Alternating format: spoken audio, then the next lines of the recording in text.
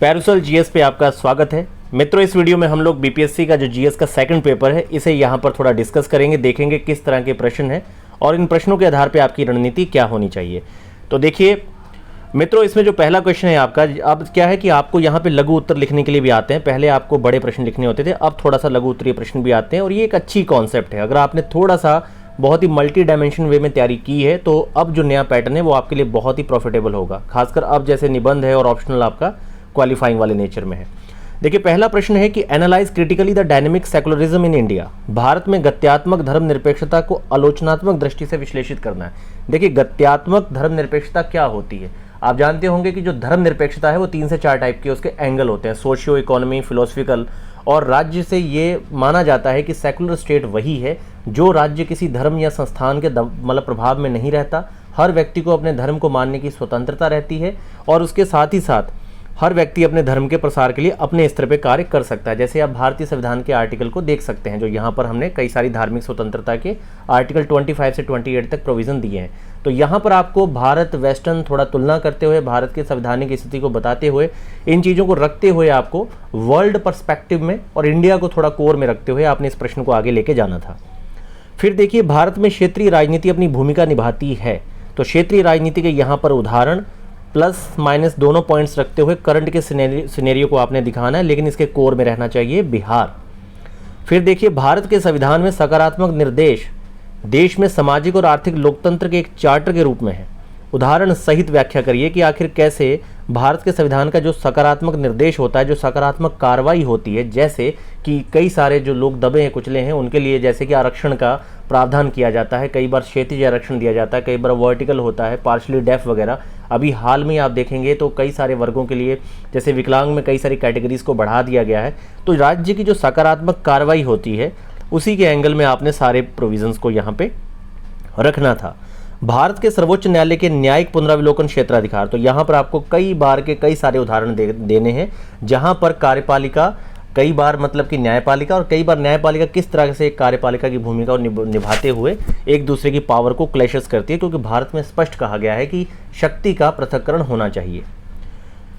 बिहार ने पिछले दशकों में अपनी राजनीतिक संस्कृति में सुधार देखा है। तो देखिए बार बार क्या हो रहा है कि अगर आप पिछले 3 से 4 जो बीपीएससी कंडक्टेड सारे पेपरों को देखेंगे तो आप एक चीज़ पाएंगे कि बिहार की राजनीति पे 2 से 3 प्रश्न पूछे जाते हैं। तो बिहार की राजनीति में किस तरीके से पिछले 50 से 60 सालों में किस तरह की परिदृश्य जो बदल गए हैं, उनके संदर्भ में आपकी जानकारी अच्छी होनी चाहिए अगर भविष्य में आप 69th बीपीएससी मेंस के संदर्भ में अपनी तैयारी को देख रहे हैं। क्षेत्रीय परिषदों के अंतर्गत देश में राष्ट्रीय हित की सर्वोपरिता प्रतिष्ठापित है। भारत में क्षेत्रीय परिषदों की प्रकृति और कार्यशैली का उपयुक्त कथन के परिप्रेक्ष्य में आलोचनात्मक दृष्टि से परीक्षण करना है। पहले तो यहाँ पे सारी क्षेत्रीय परिषदें आपको दिखानी है। सबसे पहले जब भी आप पॉलिटी के किसी प्रश्न का उत्तर देते हैं तो सबसे पहले उसकी संवैधानिक स्थिति को वहाँ पे रखिए कि संवैधानिक स्थिति क्या है, विधान के स्तर पे किस पे कौन सा अमेंडमेंट है, कौन सा एक्ट है, पूर्वोत्तर वाली बाद में क्षेत्रीय परिषद कब जुड़ी और किस तरह से इसका पूरा संरचना है। संरचना का एक छोटा सा आप कंटेंट फ्लो चार्ट भी बना सकते हैं। बाद में उसमें आपने कुछ बाकी चीज़ों को बुलेट पॉइंट फॉर्म या छोटे पैराग्राफ में लिख सकते हैं। एक बात याद रखिए, जो कीवर्ड है उसे आप अंडरलाइन अवश्य करें। फिर देखिए, जाति भारतीय राजनीति में एक भूमिका निभाती है। दशकों में इसके कामकाज में बदलाव आया है। आप पिछले कई दशकों में इसकी बदलती भूमिका को कैसे देखते हैं? क्या विकास का तर्क जाति के चरित्र को कमज़ोर करता है? अपने कारण दीजिए। तो इसमें आपने इसको कई सारे एंगल से लिखना है। पहले तो जाति भारतीय राजनीति में एक भूमिका निभाती है, तो इसके आपको कई सारे उदाहरण रखने हैं, लेकिन आपने सरकार के विरुद्ध नहीं बोलना। सरकार यहाँ पे आपने रैशनल और मिडल पथ को लेके चलना है। तो यहाँ पर कभी भी बहुत एंटी वाली बातें आपने नहीं लिखनी। दशकों में इसके कामकाज में बदलाव आया है, तो आप दिखाएंगे किस तरीके से डेवलपमेंट और एक दूसरे की नीड के चलते आज की डेट में क्वालिफिकेशन, एजुकेशन, हेल्थ, इन सब चीज़ों ने कैसे इससे पार पाया है।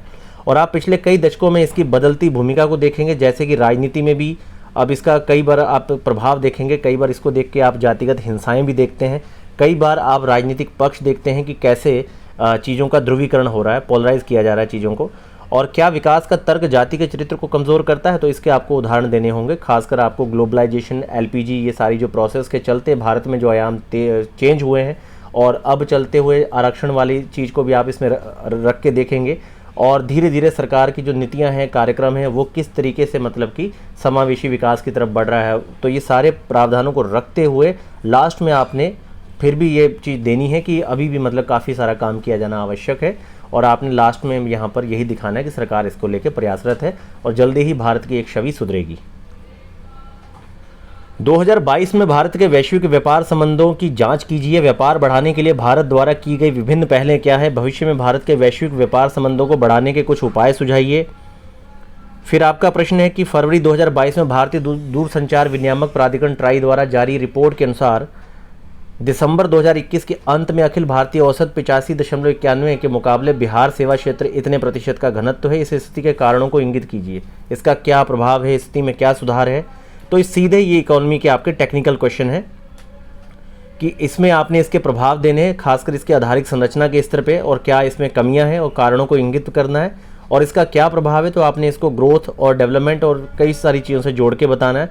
खासकर टैली घनत्व तो किस तरीके से आपका जो है मतलब एजुकेशन, हेल्थ या बाकी सारे सेक्टर्स को प्रभावित करता है, और सुधार के लिए आपने यहाँ पे अगर मान लीजिए केंद्रीय और राज्य सरकार के स्तर पे कुछ चीज़ें हैं तो आप वो यहाँ पे ऐड कर सकते हैं। नीली अर्थव्यवस्था की पहचान राष्ट्रीय विकास के 10 मुख्य आयामों में से एक के रूप में की जाती है, जो आपकी ब्लू इकोनॉमी है। उपयुक्त कथन के आलोक में अर्थव्यवस्था के लिए इसके महत्व पर चर्चा कीजिए। नीली अर्थव्यवस्था को बढ़ावा देने के लिए भारत सरकार द्वारा उठाए गए कदम।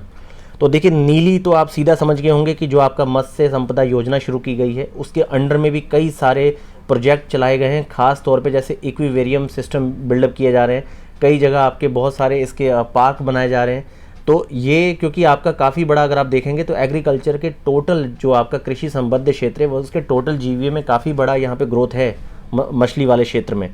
और तो यहाँ पर आपने यहाँ पर इससे संबंध में सरकार की कई सारे प्रोजेक्ट योजनाओं को रखते हुए थोड़ा सा अगर आप बिहार के संदर्भ में भी इस चीज़ को दे पाएँ तो आप दे सकते हैं कि भाई जो आपका पूरा पूर्व का क्षेत्र है काफ़ी ज़्यादा बाढ़ग्रस्त रहता है, तो बाढ़ग्रस्त क्षेत्रों में भी इस तरह के सिस्टम को मतलब बढ़ावा दे के कई सारे मतलब इस तरह के हाउस बनाए जा सकते हैं जो कि आपके मछली प्रोडक्शन वगैरह और या फिर लोगों को आजीविका को बढ़ा सकते हैं, क्योंकि यहाँ पर पानी को लेके काफ़ी ज़्यादा तंगी रहती भी है।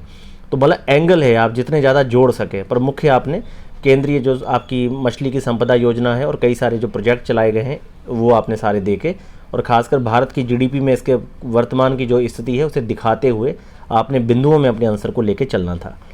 कच्चे माल के आधार पर बिहार को वन आधारित उद्योगों, कृषि आधारित उद्योगों और खनिज आधारित उद्योगों में विभाजित किया जाता है।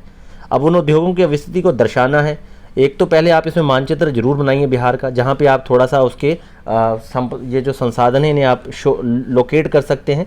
और कृषि आधारित उद्योग जैसे कि आप देखेंगे कई सारे प्रोडक्ट्स को जीआई टैग दिया गया। मखाना खुद एक इंडस्ट्री के लेवल पे बिल्डअप किया जा सकता है, फूड प्रोसेस किया जा सकता है उसे इम्पोर्ट एक्सपोर्ट के लिए।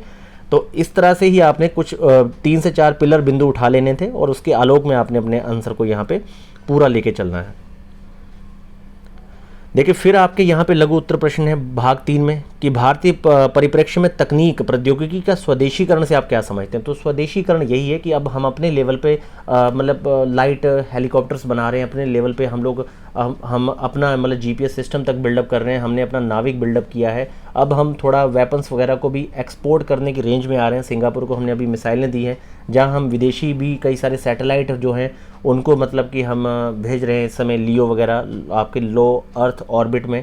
तो भारत के संदर्भ में तकनीकी विकास को आपने अंतरिक्ष, डिफेंस, रक्षा और मानव विकास कई सारे एंगल में जो हमने प्रौद्योगिकियां विकसित की हैं, हमारे आईआईटीज़ वगैरह ने विकसित की है आईएससी बेंगलुरु के द्वारा। तो आपको कुछ ऐसे आंकड़े करंट के थ्रू याद आ रहे होंगे, इन्हीं के क्षेत्र को दिखाते हुए आपने अपने आप को यहाँ रखना है। और थोड़ा इसकी शुरुआत से करिए, जैसे कि शुरू में जो हमारा नाभिकीय प्रयास और शुरू में हमारा जो इसके संदर्भ में 1948 से जो आयोग बना के पूरी प्रक्रिया शुरू की गई है, तो थोड़ा ये फेज़ पूरा दिखाइए। और वर्तमान में जो हमने अलग अलग तरह के कई सारे चेंजेस किए हैं डिफेंस अंतरिक्ष के स्तर पे, वो सारे आप यहाँ पे लोकेट कर सकते हैं कि किन किन चीज़ों से हमने यहाँ पर किन किन देशों के साथ हमारे समझौते चल रहे हैं। जैसे कि निसार वगैरह प्रोजेक्ट है और भी कई सारे, ये सारे भी आप यहाँ पर लिख सकते हैं, आपको लिखने चाहिए यहाँ पर। व्याख्या कीजिए कि बढ़ती ऊर्जा आवश्यकताओं को पूरा करने के लिए भारत के लिए अपने परमाणु ऊर्जा कार्यक्रम का विस्तार करना क्यों आवश्यक है। परमाणु कार्यक्रम में आवश्यक सावधानियां भी लिखिए। सावधानियां यही है कि भाई कई सारी वैश्विक घटनाओं से हमें मतलब कि सीख मिलती है कि इस तरह की दुर्घटनाएं भाई अगले 100 सालों तक लोगों को अपाहिज कर देती है और किस स्तर पे उसका नुकसान है सारी चीज़ों का। और कार्यक्रम को लेकर यहाँ पर आपने एक सामान्य सी पूरी रूपरेखा बना के, जो शुरू से आपने बार बार पढ़ा होगा, परमाणु ऊर्जा कार्यक्रम किस तरीके से काम करता है, किस तरह से हमने अपना यहाँ पर हैवी वाटर से लेके फास्ट ब्रीडर से लेके सारी चीज़ें बिल्डअप की हैं। होमी जहांगीर बाबा जी का पूरा यहाँ पे योगदान और त्रिस्तरीय जो हमने विकास किया, सारी चीज़ों को यहाँ पे दिखाइए। भारत के चुनाव आयोग ने चुनाव कराने में महत्वपूर्ण भूमिका निभाई है। दशकों से चुनावों को स्वतंत्र निष्पक्ष बनाने में इसकी भूमिका का आलोचनात्मक परीक्षण करना है। यहाँ पर बिहार में आपका शेषन पूर्व और शेषन युग के बाद चुनावों के संचालन के संदर्भ में हमने उत्तर के कारण बताइए। लोकतंत्र को मजबूत करता है, तो यहाँ पर आपको टी.एन. शेषन से लेके बाद में जो आपके कई सारे नए चेंजेस आए हैं, वीवीपैट आया है, उसके अलावा भी तकनीकी स्तर पे कुछ विकास है, और उसके अलावा जो निर्वाचन आयोग और ख़ास तौर पे कई सारी दिनेश गोस्वामी वगैरह कमेटी है पॉलिटिकल फंडिंग वगैरह पे, उन सबको यहाँ पर रखिए आप। राज्यसभा की संरचना और शक्तियों का विवेचन, ये आप एक कंटेंट फ्लो चार्ट बना सकते हैं इसमें, और संसद के द्वितीय सदन के रूप में इसकी भूमिका दिखानी है कि कहाँ पर ये कमज़ोर, कहाँ पे ताकतवर है। कुछ इसके स्पेशल आर्टिकल जो हैं आपके, जैसे कि नवीन जो आपकी अखिल भारतीय सेवा का सृजन, या फिर 249 के तहत जो इसकी पावर दी गई है। अब फिर है कि निम्नलिखित पे फिर से यहाँ पे आपके लघु उत्तरीय प्रश्न है, जैसे कि राष्ट्रीय लॉजिस्टिक नीति आपकी 2022 प्रधानमंत्री गति शक्ति योजना के साथ आपका जो है भारत में लॉजिस्टिक दक्षता में क्रांतिकारी बदलाव लाएगी। अब ये क्रांतिकारी तो बदलाव नो डाउट ये लाएगी, क्योंकि इंफ्रास्ट्रक्चर बहुत बड़े लेवल पे इसमें बिल्डअप किए जा रहे हैं, पूरे पोर्ट बिल्डअप किए जा रहे हैं, तो ये आपके नो डाउट की लॉजिस्टिक कॉस्ट को कम कर सकती है। पहले तो ये बताइए यहाँ पे लॉजिस्टिक कॉस्ट है क्या, होता क्या है कि भाई एक जगह से दूसरी जगह प्रोडक्ट पहुँचाना बाई रोड तो बहुत ज़्यादा एक्सपेंसिव है, और बाकी इनलैंड वाटर और बाकी सारी चीज़ें हमारी बहुत बिल्डअप है नहीं, एयर, ठीक है। तो यहाँ पर क्या है, रोडें भी फिर क्या है, टूटी खूटी है, अच्छी नहीं है, और उसमें भी कई जगह बहुत सारे टैक्सेस देने होते हैं। तो हमारी यहाँ पे अगर आप देखेंगे प्रति किलोमीटर जो कॉस्ट है प्रोडक्ट को एक जगह से दूसरी जगह ले जाने की, वो काफ़ी ज़्यादा है। तो लॉजिस्टिक लेवल पे हमने अमेरिका के साथ भी लेमोया साइन किया था, और ख़ासकर इसी को लेकर ये जो बड़े बड़े प्रोजेक्ट हैं आपके, जैसे कि पीएम गति शक्ति योजना, इसके अलावा आपका नेशनल आपकी जो पाइपलाइन थी, ये कुछ प्रोडक्ट आप इन सारे प्रोजेक्ट्स को दिखाइए, और कुछ और भी बेसिक संरचना को लेकर जो हम बाकी सारे बिल्डअप कर रहे हैं आपके, उन सब चीज़ों को भी आप इससे लिंक कर सकते हैं। भारत की इवन सामरिक सुरक्षा तक को इससे लिंक करके दिखा सकते हैं, और जिसको आप एक ग्रोथ इंजन के तौर पे दिखाएंगे। मतलब गुंजाइश काफ़ी होती है, अगर आप शांत दिमाग रखेंगे तो ज़रूरी नहीं है कि आपको एग्जैक्ट उसके तथ्य आने चाहिए। आप काफ़ी सारा स्मार्ट ब्लफ कर सकते हैं, जो कि अपने आप में सही है, लेकिन आपने सोच के बनाया है। अटल इनोवेशन मिशन आ गया यहाँ पर, इस पर सामान्य आपको लिखना था। फिर आपका जो प्रश्न है, बिहार में नगरीकरण के स्तर पे चर्चा है, तो नगरीकरण का एक सामान्य प्रश्न है। इसके बाद आपका हिंद महासागर आपका द्विध्रुवीय गति क्या है, इसका वर्ष 2022 में भारत में मानसून की अनियमितता से क्या संबंध था, व्याख्या कीजिए। अनियमितता का भारत में खाद्य उत्पादन, तो समझ जाइए कि ये आपका पूरा ज्योग्राफी का एक प्रश्न है। और भारत में ग्रामीण शहरी डिजिटल विभाजन, वही आपका डिजिटल डिवाइड आ गया। तो टोटल यहाँ पर आप अगर देखेंगे तो अभी यहाँ पर आपके और भी प्रश्न हैं, जैसे कि आपका ये प्रश्न है इसके बाद कि इंटरनेट और इंट्रानेट में अंतर बताइए। तो व्याख्या कीजिए कि किस प्रकार इंटरनेट आपकी इंट्रानेट से मनुष्यों के जीवन को बदल दिया है। ये थोड़ा सा अलग टर्म है इंटरनेट, ये मेरा भी क्लियर नहीं है। प्रौद्योगिकी आधारित बिहार के आधुनिकीकरण पर एक नोट लिखना है। स्वास्थ्य क्षेत्र में नैनो प्रौद्योगिकी का भूमिका हर बार आता है। संगणक या संचार प्रौद्योगिकी क्षेत्र में प्रगति, तो ये आपने पूरी कंप्यूटर साइंस लेवल पर जो भी सारी वृद्धियाँ हो रही हैं, डाटा चोरी और उनको कंट्रोल करने के लिए जो आपकी साइबर क्राइम पॉलिसी है हमारी, वो, और उसके अलावा जो IT एक्ट 2000 है उसमें जो प्रोविज़न है, उन्हीं सारे को आप आलोक में रखते हुए बाकी जो अगर कोई नया प्रोजेक्ट या स्कीम चलाई गई सरकार के द्वारा, जैसे कि साइबर डोम वगैरह केरला पुलिस का है, तो वो सब भी आप लोकेट कर सकते हैं यहाँ पर। एक तरफ प्रत्येक परिवार को पीने योग्य पानी की उपलब्धता का उद्देश्य, दूसरी तरफ बढ़ती आबादी के कारण जल की कमी को ध्यान में रखते हुए जल संरक्षण में भारत सरकार की भूमिका पर प्रकाश डालना है, और साथ ही केंद्रीय सरकार के उद्देश्यों की पूर्ति हेतु बिहार राज्य द्वारा अपनाए गए वैज्ञानिक तकनीकी विकास, तो जल की पूरी उपलब्धता और वाटर स्कैरसिटी पे और आपके सेंटर और स्टेट गवर्नमेंट के लेवल पे कौन से प्रोजेक्ट काम कर रहे हैं, इन सब पे लिखना था। तो देखिए, जो बंदा UPSC के स्तर पे तैयारी काफ़ी अच्छी कर रहा है, जहाँ UP PCS में बहुत एक्टिव है और थोड़ा सा सोच समझ सकता है, स्मार्ट ब्लफ कर सकता है, वो इस पेपर को टैकल कर सकता है। लेकिन एक जो सामान्य अभी तक परिपाटी चल रही थी, उसके अनुसार मैं कहूँगा कि ये पेपर टफ है, क्योंकि इतना स्मार्टली ब्लफ करने के लिए आपको आंसर राइटिंग की बहुत बड़े स्तर पे प्रैक्टिस चाहिए, नहीं तो आपका दिमाग घूम जाएगा। अगर आपको आदत सिर्फ सीधे सीधे प्रश्नों को रट के लिखने की है, तो यहाँ पर आप अच्छा स्कोर नहीं खड़ा करेंगे, ये पेपर अपने आप में टफ हो जाएगा। मित्रों, आगे 69 BPSC मेंस के लिए जो आपको बहुत इंपॉर्टेंट टिप्स है वो सारे मिलते रहेंगे। आप लोग पैरुसल GS यूट्यूब चैनल और पैरुसल GS रिसर्च के टेलीग्राम चैनल से जरूर जुड़े, डिस्क्रिप्शन में मैंने लिंक दिया है, और जल्दी इसके संदर्भ में आपको मेंस के सही गाइडलाइन के साथ आपको काफ़ी सारे कंटेंट मैं प्रोवाइड करवाऊंगा। धन्यवाद।